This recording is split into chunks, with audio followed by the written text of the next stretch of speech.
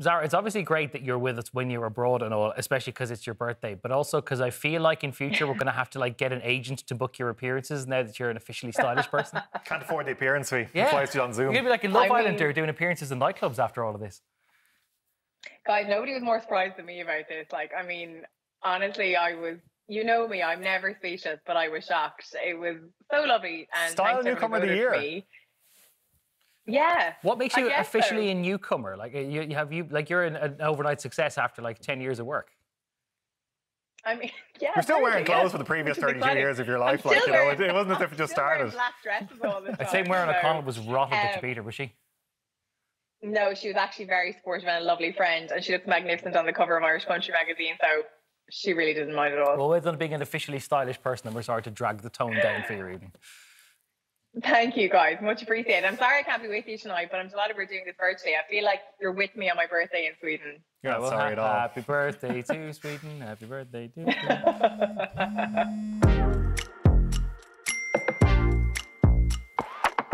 Hello, and you're very welcome to this week's episode of the Group Chat podcast from Virgin Media News. I am political correspondent Gavan Riley, joined in studio by news correspondent Richard Chambers. Richard, hello. Good. How's it going? And joined by our Stockholm jury this evening, offering her douze-pois for all things stylish and news correspondency. It is birthday girl, Zara King. Zara, you're very good to be joining us. I'm sure you've got better things to be doing on your birthday. Well, I just left my birthday party to join you, but I wanted to be with you guys. You know, my two best friends on my birthday. So yeah, delighted to be here. You're good to join us, and we're glad that you are with us. And happy birthday to you. We should have learned that in Swedish really for the occasion. But sure, listen, we're going to plough on because we don't want to keep you too long, given that you're giving up your birthday evening for us. We've been talking every week about the cost of living, and it's really difficult to try and find new ways to discuss the cost of living or to say stuff in a podcast that isn't what you've heard on other shows or other radio items or other podcasts again. And we were trying to think who's a good person to get on to discuss about the cost of living, who can give us a good insight into what's going on. And then we realised, in fact, Richard, you had the bright idea that, what better a contributor than our own listeners? Yes. Group Chat listeners have been in touch with us over the course of the day because there was that report out from the EU yesterday which showed that Ireland is effectively the most expensive country anywhere in Europe. Surprise, surprise. Alongside Denmark, but Denmark, of course, has higher wages.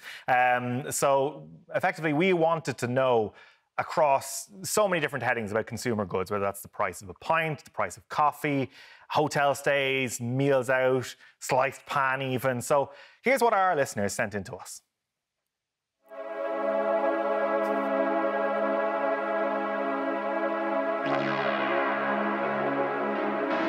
Hi, Group Chat. So I have a family of 6 and my groceries have gone up by, well, at least minimum €50 since March. And I only shop in Lidl because, quite frankly, if I shop in Tesco or Dunnes, my groceries come out at around €300, which is not sustainable. So, yeah. Woo!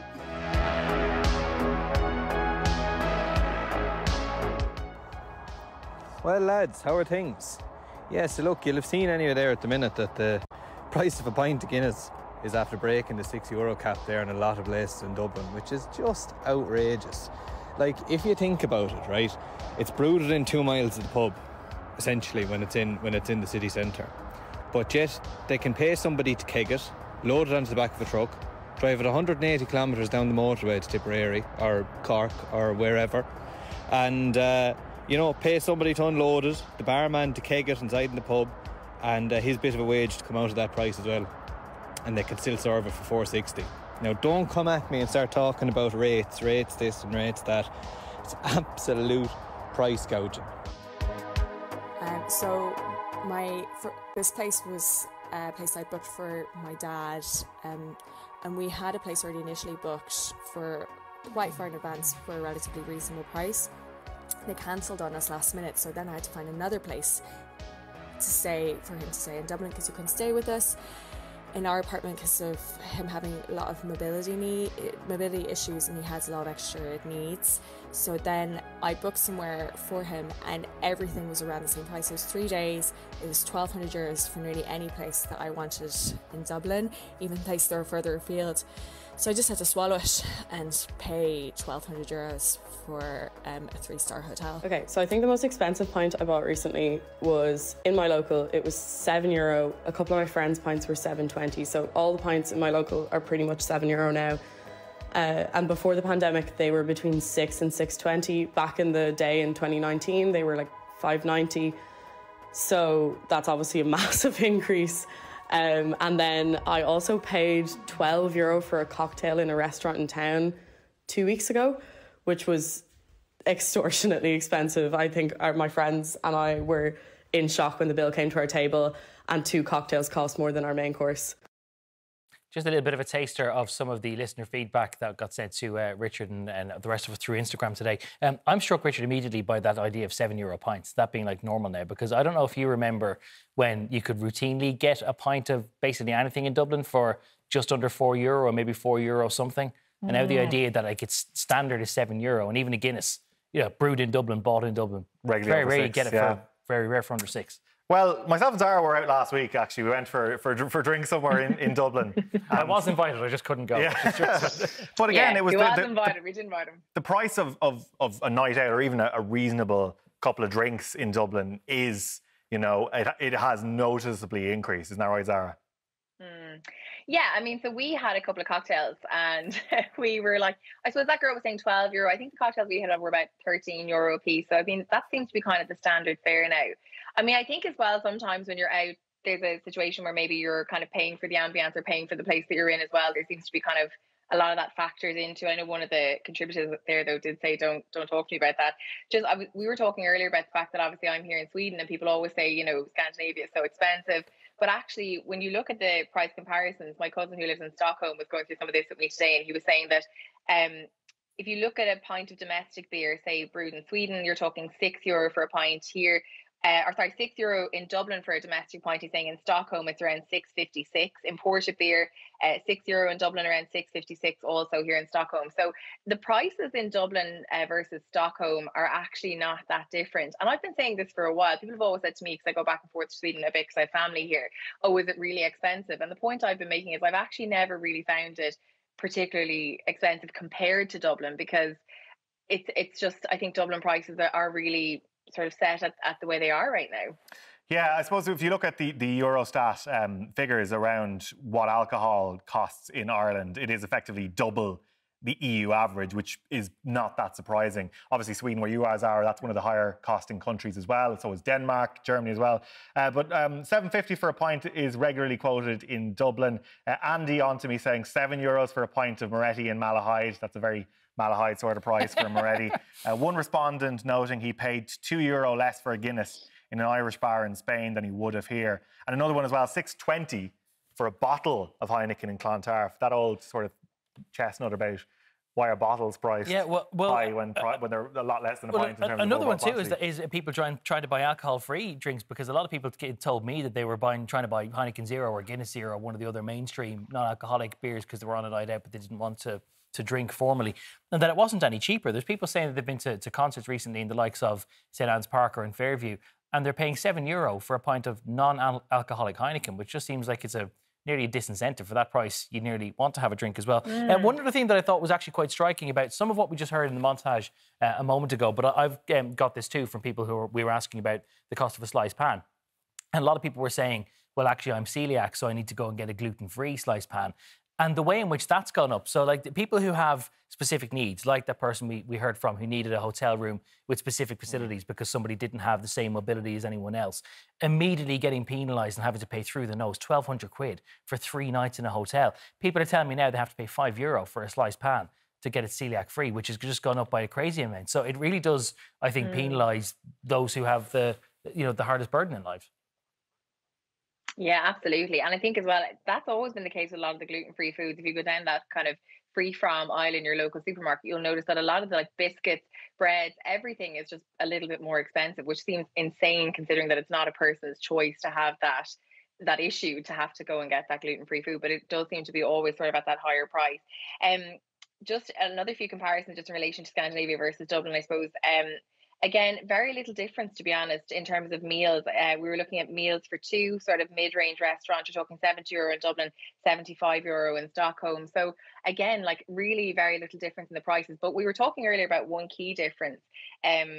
Here in Sweden is the cost of childcare, that is hugely subsidised. It's 90% subsidised by the government, and that makes an enormous difference in terms of what people have left over in their pocket to spend as disposable income. So my cousin and his wife live in Stockholm. They have a 3-year-old little boy, and he goes to play school or daycare every day, and their total childcare costs for the month are €140. Yeah, that's what I know, Gav. I'm sorry. I'm sorry. Sorry, Gav. So sorry. So I'm leaning back. For people who aren't watching this, I'm leaning €140. back because I have 2 children in full-time childcare, and if one of them could get away for €140 a month, that is astonishing. Is that because there's a particular sort of model? Obviously, it's largely government subsidised, but that there's some kind of a co-op-y kind of thing that we don't have here. Yeah, basically. So he's saying that the whole thing is effectively subsidised, and then he was saying that they came down to visit his parents down here in Kalmar, which is where I am at the moment, just for a couple of days back in February. And because Matthew wasn't registered in that particular daycare, they did have to pay up front for the 3 days childcare in there. And it cost them €180 for 3 days. So obviously it is the same price, to mind children, no matter, where you are in the world. But the fact that the government has 90% subsidy makes an enormous difference. It means that obviously my cousin and his wife have way more disposable income, and they're not Gavin, what does it cost now to have a child in a creche in Dublin? What is it, like €1,000 a month? €1,000 at least. If you're going to go 5 days a week for full-time care for those 5 days, it's at least €1,000 and often quite a bit more. And if they've gone past the age of 3, then you get 3 free hours per day in something called we were actually discussing this in the newsroom earlier on, Richard. Do you call it ECI or ECHE or ECE? That there's different ways of doing it. But the early childhood education scheme, you get a certain amount of subsidy for free. But if your child is under the age of 3 and you need them in full-time care, it is at least €1,000 a month. And there is a minor state subsidy that you get a universal credit of about 50 cents an hour, which works out at about €80 or €90 a month. But you're still paying, about €900 at the very least net. And if you think about how much money you have to earn in salary after tax and everything else to have 900 quid in your pockets, it's just an extraordinary amount.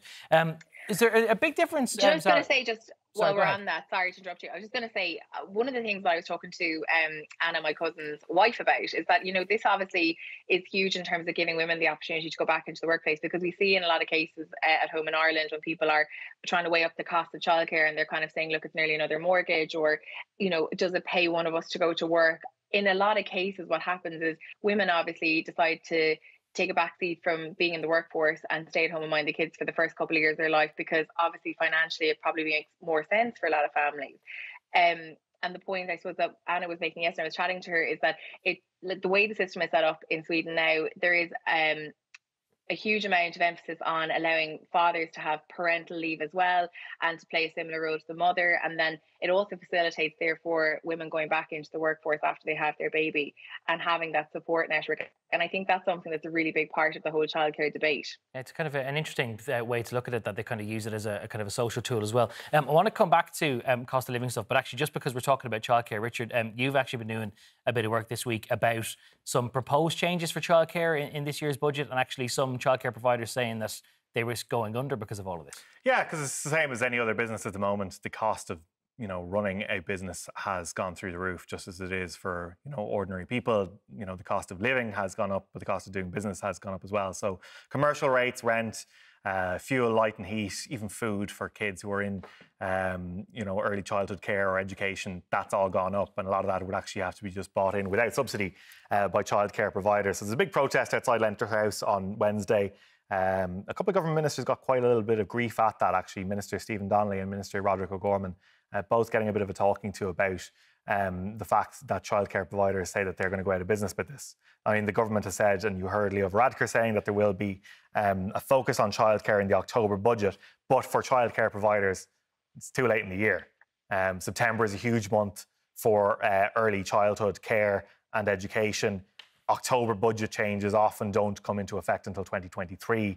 If creches and childcare centres are already struggling to turn on the lights, to pay their staff, to find staff to hire. I know we already talked about this last week, that there was a number of creches which are struggling to get staff even in from abroad, such is the situation there. this is going to be something which boils over. I actually think this is going to be something to watch as the year goes on, because there's actually work stoppages planned in a number of creches come September and October as well. But just on the cost of living, there was also another item this week which caught a lot of headlines. Lonely Planet, that world-famous travel guide, noting that Dublin has become a complete nightmare in terms of expenses for people who were visiting, noting that soaring hotel costs were wreaking havoc on budgets. Hotel prices ranging between €700 and €900 in July. It warned that the cheapest price on booking.com was €411 for a room in student accommodation centres, with the second cheapest at what they described as an eye-watering €428 for 2 beds in a mixed hostel dormitory. James from West Cork messaging me saying that he had done a trip to an Irish hotel in November 2019 for €169. The same trip again, same time of the year, now up to €239. So an increase of €70. The same hotel, same time of year, but just 2 years in the difference. We also got another clip in just about the issue of hotels, which is a particular bugbear for a lot of our listeners. Hiya, Richard.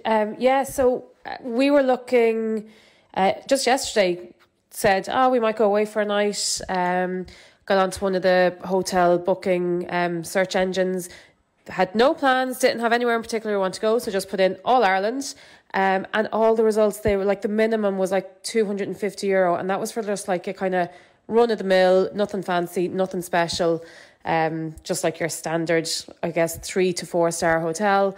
And then the results that were coming in for hotels in Dublin, they were mad. They were coming in from anywhere between €450 to €550 for most of them, but like some of them were up to like €700 and €750 a night.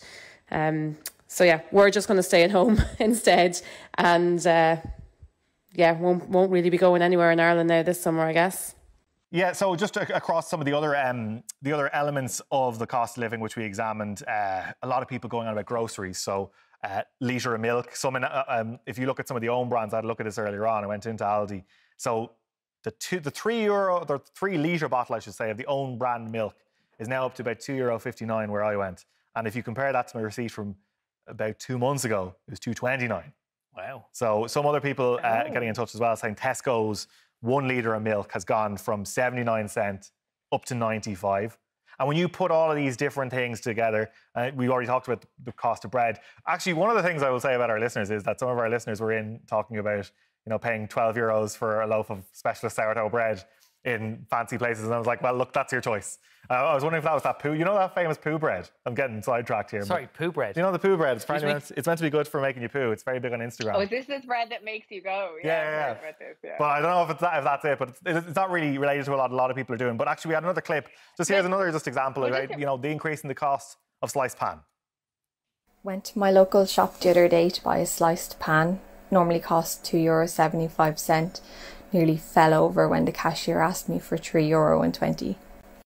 So, we've talked about a lot of the different issues there.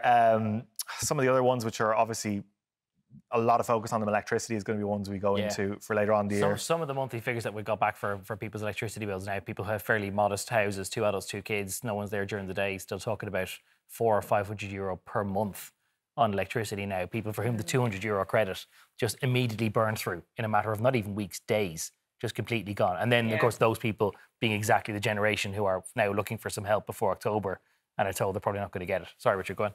Yeah, so we're about €250 more for electricity every year compared to the EU average. Now, the old economists sort of tip is like, well, we don't generate a lot of our own, which is obviously changing. But there is a huge issue here in that the cost of absolutely everything in this country is clearly generally well above the EU average, if not the highest in Europe. And it is going to become just a bigger issue. We're seeing in the UK the issue around the rail strikes there and the fact that people there are pushing for wage growth at a time when we have huge inflation in the UK. It's hard to see similar scenes not happening here to some degree, that there would be this push for wage increases to meet that rising cost of inflation. And I just feel like when you look at what's happening here, there's a lot of the elements, even particularly we look at mortgages. So mortgages is another element where we're paying a huge amount more. A lack of competition is a big issue with these, with costs in this country, transport as well. And it's just from looking at the sort of the mountain of texts and voice notes that we got from our listeners today, a lot of people are at their end of the rope on this. Yeah, well, I was going to say, we talked about this last week when we spoke about the petrol and diesel prices, and we spoke about that quote last week from Eamon Ryan telling people to go to social welfare if they had any problem, filling their car or whatever. I mean, you mount all of these things on top of, you do your weekly shopping, and if everything is adding up, at the end of the day, you have no disposable income left. You have no things to enjoy, I suppose, the luxuries in life. Hearing from people over the last couple of weeks about the things that they were starting to make sacrifices on, you might laugh and say, oh, big deal, you can't, get your nails done or your weekly blow dry or something like that. But these are things that are actually really important to people in terms of self-care and that feeling of wellness and the sense of well-being. And like, when people start to forfeit those small things that you think are small things, they actually become a huge knock-on impact in terms of their quality of life. And it also has an impact on those industries as well, because they have people cancelling appointments, they're not turning up. And a lot of this is full cycle stuff. I think in terms of going back to the point you made about childcare, Richard, I remember being in a crash last year for Budget Day in Kiltiernan. And at that time, speaking to families being like, look, we're at the end of our tether, we can't afford it. What was that, 9 months ago now? And very little has changed for those people. And now they're being told that we'll start another academic year, for want of a better word, in September, and nothing will be any different. Apart from the fact that the providers now are saying that, the ones I was speaking to today, if they don't feel they're properly subsidised or the government moves on their funding models, well, then that is again going to have to be pushed on to parents. And parents, we already have the highest childcare fees anywhere in Europe. Those could increase yet again by the end of this year. The thing that I was most struck by before we do move on from all of this, when we did our calls to action on Twitter and Instagram earlier today, when we were talking about all of this, I was just so struck by just the extraordinary price of hotels. And not even actually just hotels, but also hostels. People have been quoted extraordinary amounts just to share a room in a dorm in a hostel. Some people were sending us screen grabs where they were being charged, or they were being asked for hundreds and hundreds of euro per night to sleep in a room with strangers, because that was the budget option. And I think it's worth remembering that if domestically, if a lot of us don't feel like we have the money for luxuries, or we don't feel like we've got the money to eat out or drink out or do all those sorts of wellness things, then part of what keeps a country like Ireland going is the money that's spent by tourists. But if tourists or even backpackers can't come because they can't stay in a dorm for anything less than a couple of €100 a night, they're just not going to come. And if they don't come, then they're not going to be spending their money here. And if you don't have tourists coming to spend the money that the people domestically don't feel like they can either, I think we're going to be in some serious issues. No doubt this is a topic that we're going to find ourselves coming back to again. But thank you all very much for all of the texts and tweets and all of the Instagram voice notes. By all means, keep them coming. And it's something that we'll definitely get back to in some future episodes. So it seems that there's a reasonable chance, or at least an official invitation, for the Taoiseach to go to Ukraine, which is a sequence of words I didn't think I'd be saying too quickly. This podcast is coming out on a day when the EU leaders are going to be meeting in Brussels to formally decide whether Ukraine should have official candidate status to be a member state of the European Union. It is expected that they will, but Ireland, because it has been a vocal supporter of all of this, has now been officially invited through a bilateral phone call between Vladimir Zelensky and Micheál Martin, Richards, for the Taoiseach to go and have a visit. Yeah, and it was something it's so funny, literally. So this news of the invite came out on Tuesday. And it was actually, I think it was on Monday, I was thinking, when there was all these, I don't know what came to me, but I think it was probably all the fact that Macron and Schultz and all that went last week. I was like, I don't think the Taoiseach hasn't gone out there yet. We've seen all these other EU leaders go at this point. We have had other Irish politicians go out there at this point. So, yeah, it is interesting. I suppose the question is whether or not he will go. Like, I do understand there has been discussions in the DFA and in government buildings around how such a trip would be made, that they will explore it as to how they're going to make that happen. It is something that the Taoiseach would be interested or would be minded to do. But there's a lot of logistical loopholes and things to really jump through if you are to make that trip happen. Yeah, obviously it's going to be a long journey if he wants to get there. But I mean, yeah, I think that's a valid point you make there, Richard, in terms of the timing of this and how come he didn't go before. Now, obviously, Simon Coveney has been there already. We've seen Boris Johnson go many times. I think Gavin made the point earlier that Boris tends to go when things aren't going well at home. Yeah. But the logistics of actually getting there, Gav, were you saying it's about an 11-hour train journey? Yeah, because Simon Coveney obviously has been there. I think he was the first serving EU foreign minister to visit Kyiv since the outbreak of Russia's invasion. But the Count Corla, the chairman of the Dáil, and the Cathaoirleach of the Seanad have both been as well. And I've spoken to Mark Daly, the Cathaoirleach of the Seanad, about this.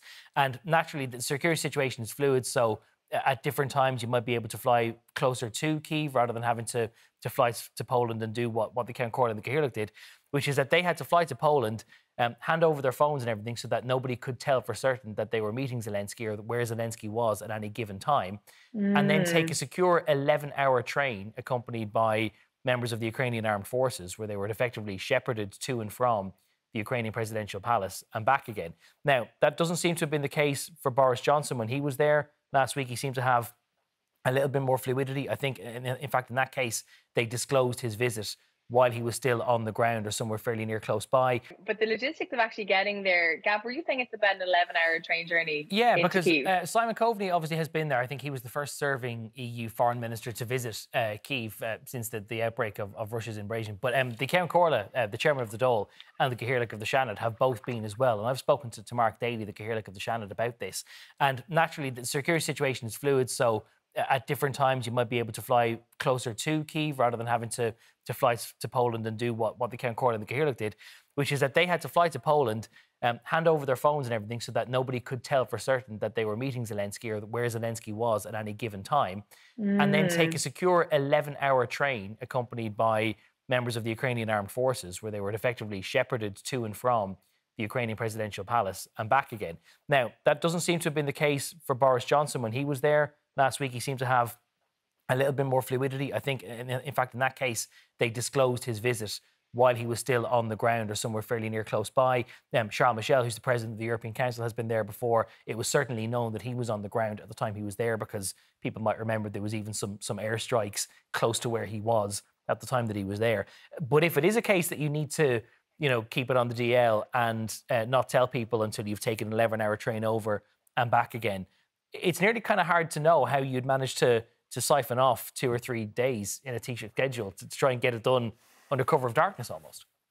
Well, and then how would he manage to go without anyone actually knowing that he's left the country and he's possibly but so. you not need to do it effectively with that much secret, because obviously Macron and Scholz and all that, they were underway and they were on the train when footage of them was out and beamed around the world, but they were en route at that point still.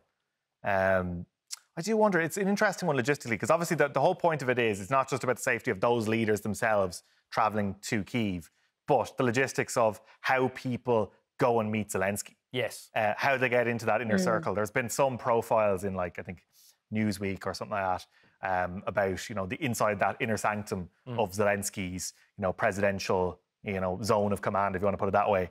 And it does seem like a very laborious thing to get inside that. So obviously there will be telecommunications and all that do need to be monitored. If you do have a gaggle of people going with a head of state or a head of government, that does prove challenging when you are, all of your communications are being monitored by Russia. Yeah, well, it's worth bearing that point in mind, because when the European leaders have all of their summits and they're discussing anything to do with Russia or sanctions against Russia or their approach to Ukraine and Russia, they leave their phones outside the room, because they do seemingly have some reasonable suspicion that there might be some unwanted eavesdropping from the Kremlin or from someone else involved in the Russian armed forces, and they just don't want anyone to have a sense in there.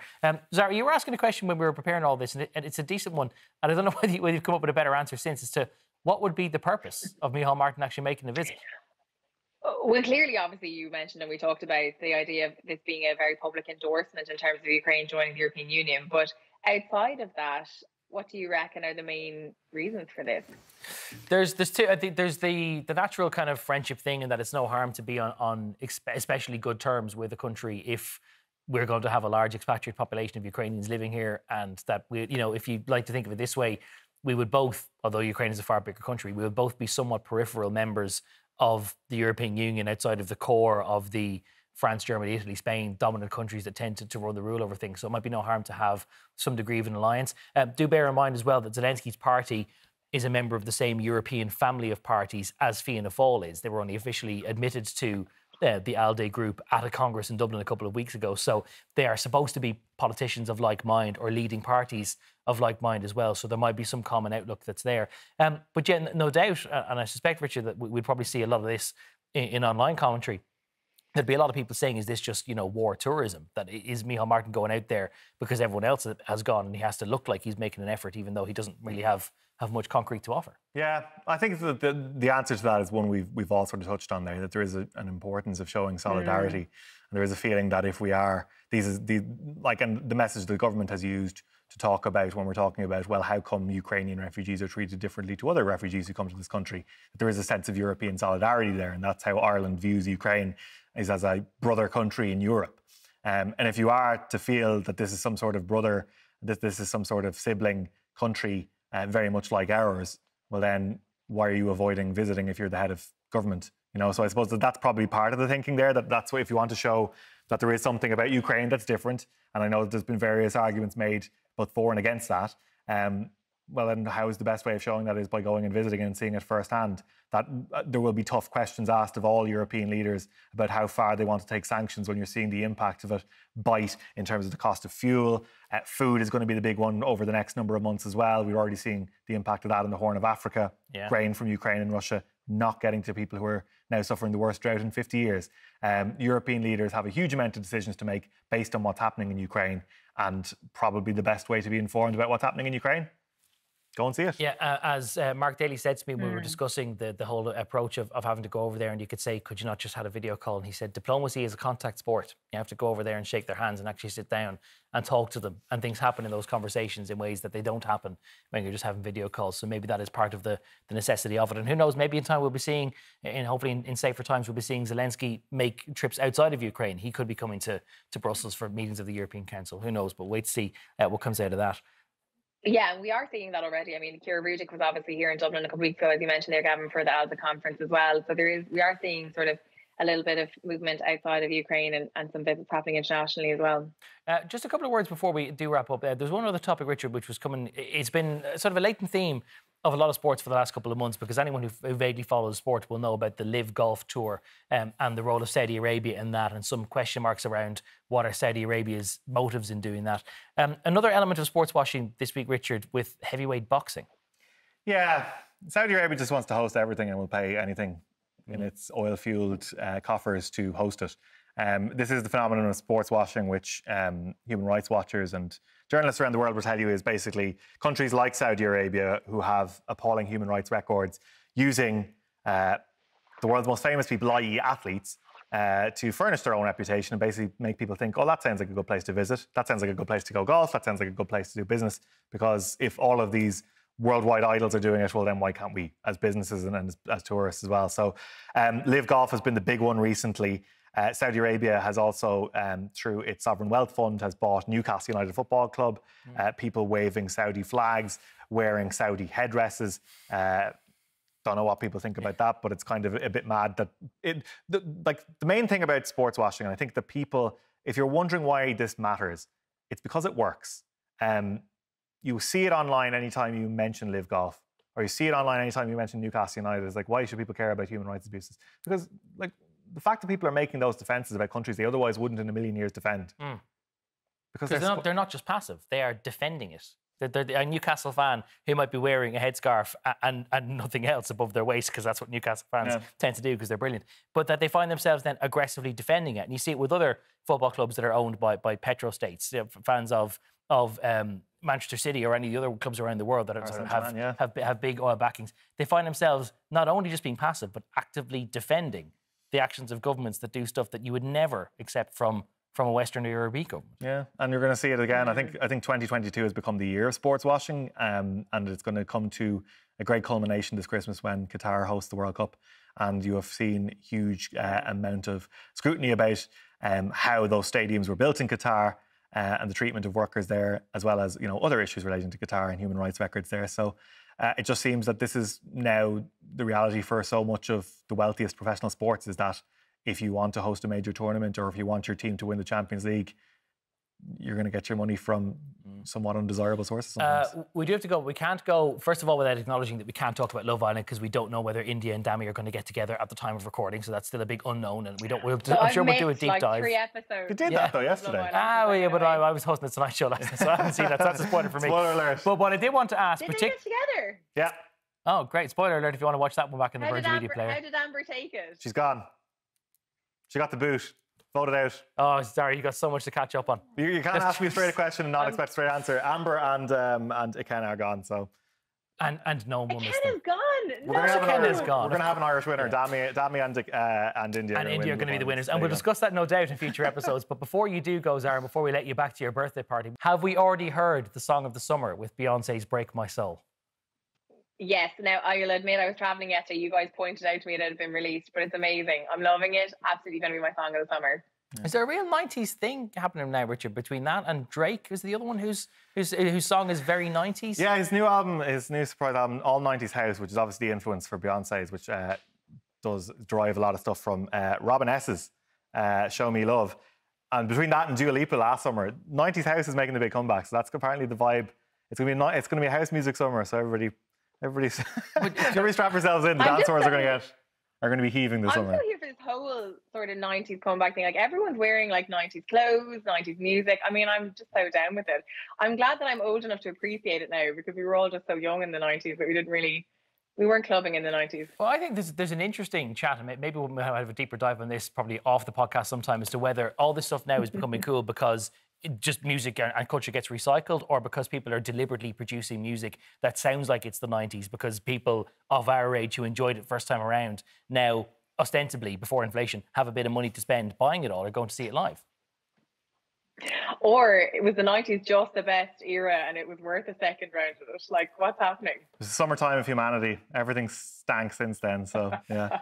Let us know what your lifetime summer jams are and whether you think Beyonce is going to be up there. That is all the time we have for this week, because Zara needs to go off and celebrate her birthday in some officially sanctioned VIP style. Zara, thank you for joining us. Happy birthday. We'll see you next week. Richard Chambers, thank you. Thank you, guys. As always. And thank you for watching and listening. Thank you very much for tuning in. Don't forget to like and subscribe or leave a rating wherever you do get your podcasts, and we'll talk to you again soon. Bye.